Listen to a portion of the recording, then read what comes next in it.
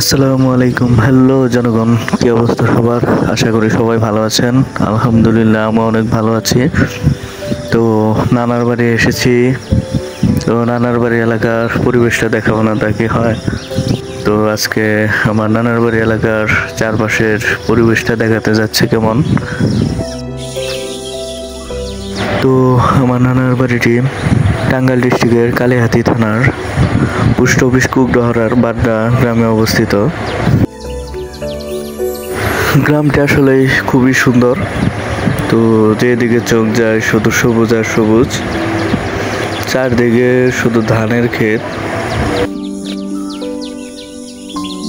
তো দেখতে পাচ্ছেন গ্রামের রাস্তাঘাটও অনেক ভালো, ইটের সোলিং করা আর কি। মোটামুটি টাউনটা অনেকটা ভাব।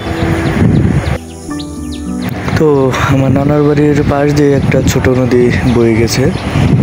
তো ছোট নদী চলে বাঁকে বাঁকে।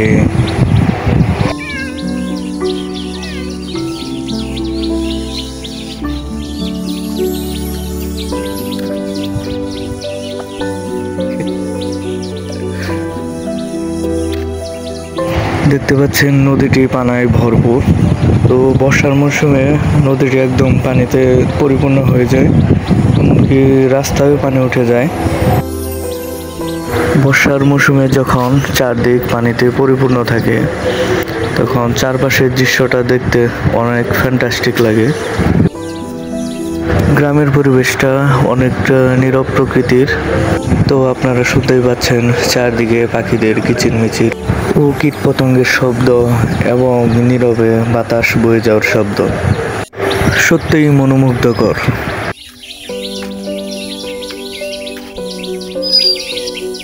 গ্রামের চারপাশের এই সবুজ সতেজতায় মনকে উৎফুল্ল করে তোলে, মনে এনে দেয় শান্তির এক অন্যরকম অনুভূতি।